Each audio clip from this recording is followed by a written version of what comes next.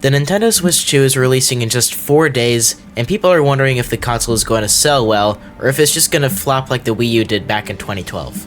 Nintendo has been going on its good-bad cycle for 20 years, with the GameCube not being too successful back in 2001, and its successor, the Wii, being extremely successful later in 2006. To find out why this was, we need to take a trip in our time machine back a few years and see what would make or break a console sales today. The Wii sold well because it innovated and focused on unique features that you could not find anywhere else. The Wii U focused on just being an upgrade to the Wii, with the only unique feature being the gamepad, which wasn't a thing that anyone would really want to buy the console for.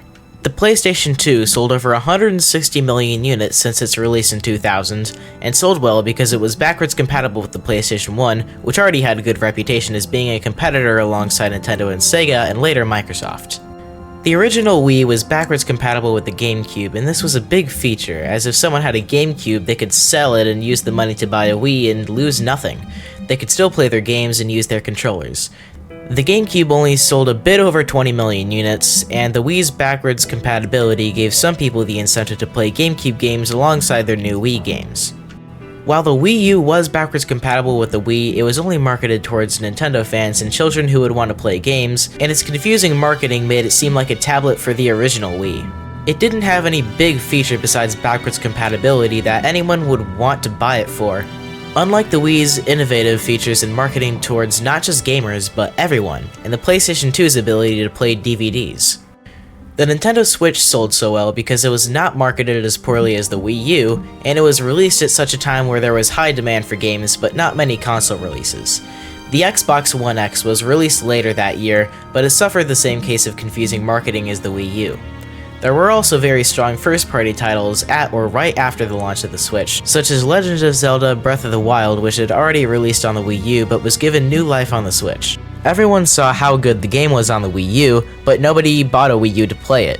Porting it to the Switch was a genius idea, as many people knew that the game was good, and it was going to be releasing to a much wider audience as the Switch sold much better than the Wii U. There was no need for backwards compatibility to the Wii U as nobody cared, and only about 12% of Switch owners originally had a Wii U. Many of the best Wii U games were ported anyway to the Switch in the case of Breath of the Wild and later Super Mario 3D World.